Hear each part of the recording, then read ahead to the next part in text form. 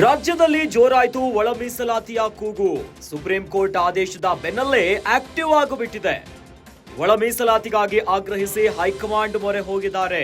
ಒಳ ಮೀಸಲಾತಿ ಕುರಿತಾಗಿ ಸುಪ್ರೀಂ ಕೋರ್ಟ್ ಆದೇಶವನ್ನ ನೀಡಿತ್ತು. ಒಳ ಮೀಸಲಾತಿ ಜಾರಿಗೆ ತೀವ್ರಗೊಂಡು ಬಿಟ್ಟಿದೆ ಈಗ ಹೋರಾಟಗಳು. ಹೀಗಾಗಿ ಹೈಕಮಾಂಡ್ ಭೇಟಿಯಾಗಿದ್ದಾರೆ ಕೆಎಚ್ ಮುನಿಯಪ್ಪ.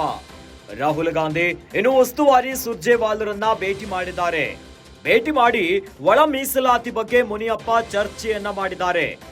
ರಾಜ್ಯದಲ್ಲಿ ಒಳ ಮೀಸಲಾತಿ ಜಾರಿಗೆ ಅವಕಾಶವನ್ನ ಕೊಡಿ ಅಂತ ಚರ್ಚೆಯನ್ನ ಮಾಡಿದ್ದಾರೆ.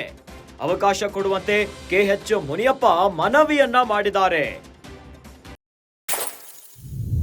ರಾಜ್ಯದಲ್ಲಿ ಈಗ ಒಳ ಮೀಸಲಾತಿಯ ಕೂಗು ಜೋರಾಗ್ತಾ ಇದೆ. ಸುಪ್ರೀಂ ಕೋರ್ಟ್ ಆದೇಶದ ಬೆನ್ನಲ್ಲೇ ಈಗ ಒಳ ಮೀಸಲಾತಿಗಾಗಿ ಕೂಗು ಕೇಳಿ ಬರ್ತಾ ಇದೆ. ಈ ಕುರಿತಂತೆ ಆಕ್ಟಿವ್ ಆಗಿಬಿಟ್ಟಿದ್ದಾರೆ.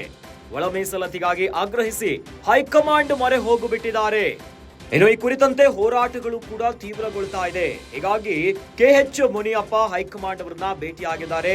ಇನ್ನು ರಾಹುಲ್ ಗಾಂಧಿ ಉಸ್ತುವಾರಿ ಸುರ್ಜೇವಾಲರನ್ನ ಭೇಟಿಯಾಗಿ ಈ ಕುರಿತಂತೆ ಚರ್ಚೆ ಮಾಡಿದ್ದಾರೆ.